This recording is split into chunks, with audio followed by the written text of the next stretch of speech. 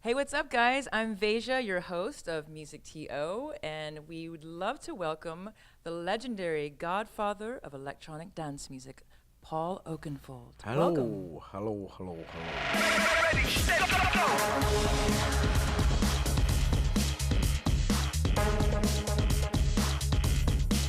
So you've traveled all over the world and played at the biggest venues, from the Wembley Stadium to the Wall of China, and even recently you did Mount Everest. I mean, that is amazing.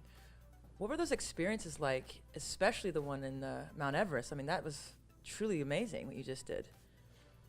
Didn't enjoy it, I can tell you that. Sleeping in a tent at minus 16 at night was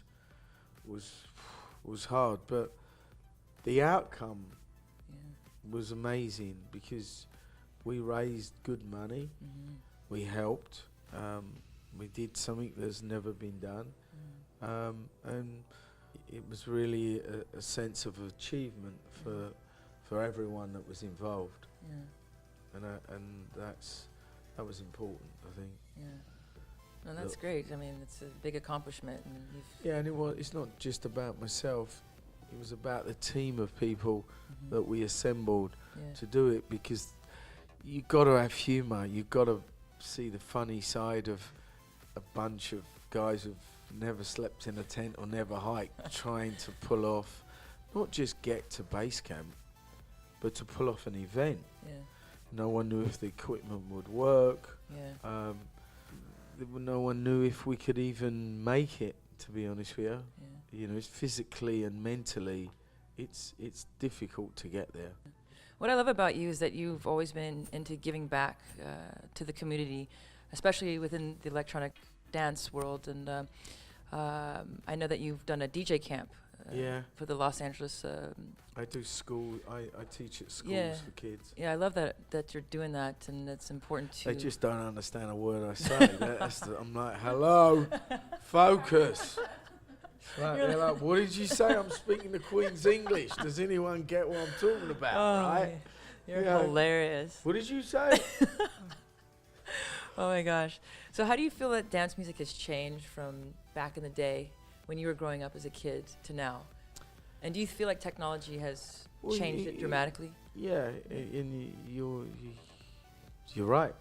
I mean, it's important to embrace technology. Yeah. It's important to embrace change. You don't have to necessarily like it, but be aware of it. I mean, it's around us.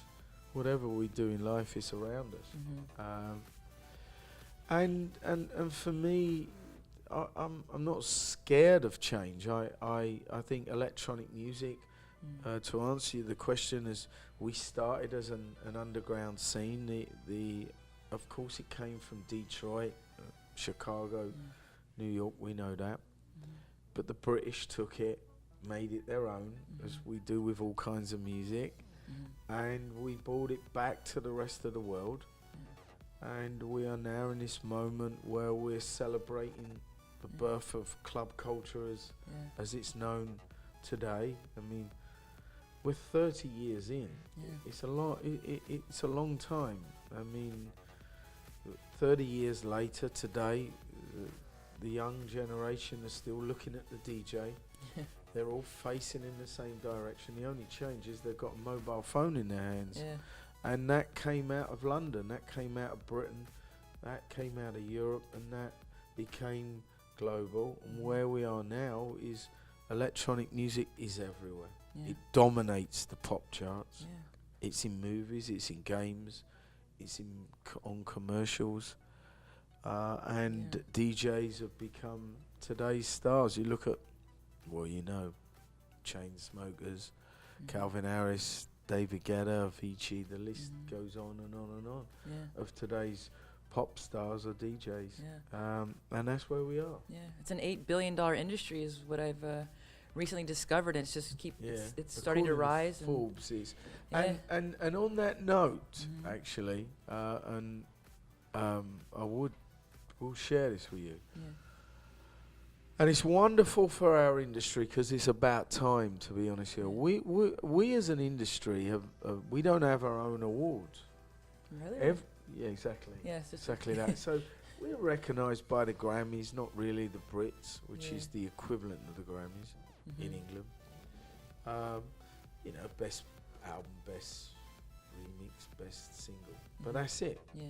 So myself and a bunch of colleagues have put together the first electronic music award show that will be Isn't held. it coming up? It's going to be I held heard. in Los Angeles on September the 21st. It's a celebration of our community. Wow. We've had wonderful response from our community. We've partnered up with Twitter, who are the official eyeballs for the event. What I mean by that is their reach is 350 million Wow. people worldwide. So you'll be able to watch it anywhere around the world, live on Twitter. And we're going to do it more as a festival, Yeah. 3 rooms, Wow. recognising the legends who were there at the beginning, recognising today's headline acts, and also, which I'm really excited about, the 3rd room is at the future. Wow. It's finding tomorrow's stars today. Wow. So I'm really excited by that, because I think that it's okay now to hold your hand up and go, all right, Yeah. this is what we've done, Yeah. right, as a community. And as a community, we've grown, and Yeah. we've developed, and dance music, finally, America is embracing it in a Yeah. massive way, and it's good for everyone. Yeah.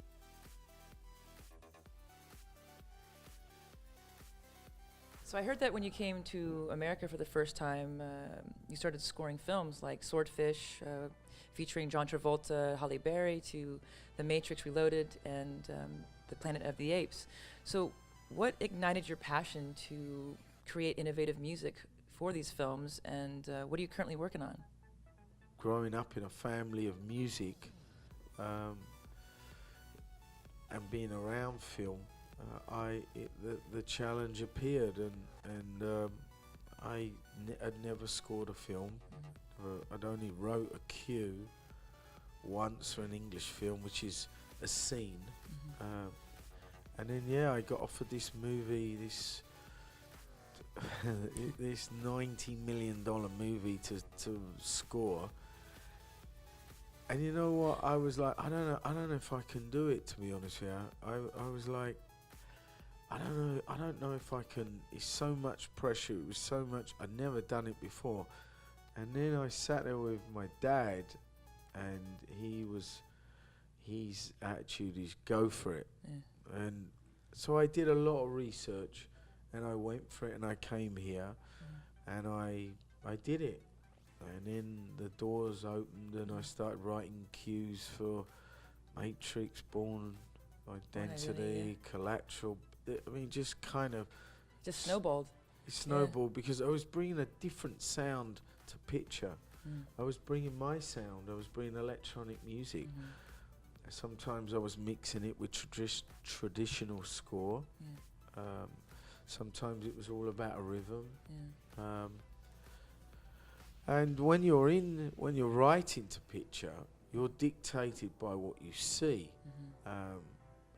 When you're writing your own music, it's a blank piece of canvas. I mean, you know this. You write as you feel, and some days it could be a solemn, emotional feeling. Some days it could be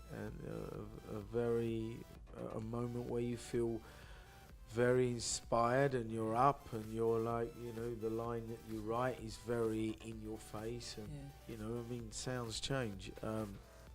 But for me, film and my music are 2 different things. So I heard it through the grapevine that you're a huge Chelsea football fan. Chelsea so much, Yeah, huh? my family they support a different team. Yeah, the Arsenal, I heard. Seems That's had right. many My- fights, right? Well, I mean, Chelsea, we were the poor neighbour, but then Yeah. suddenly we got a rich owner Yeah, who buys all the players, and yeah. and we're good. Yeah. We're fucking good. Yeah. Man. Chelsea are great. We won the league. Yeah, congrats. Yeah, I'll That's take awesome. that. Yeah, Tell there me you go. more. There you say. So I heard that you named your studio Stamford Bridge as well. So are you still keeping it the same name, or did you change it? Well, let me explain for the viewer. Stamford Bridge is where Chelsea, my team, are located.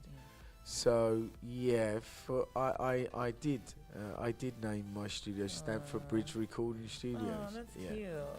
Yep. That's cute.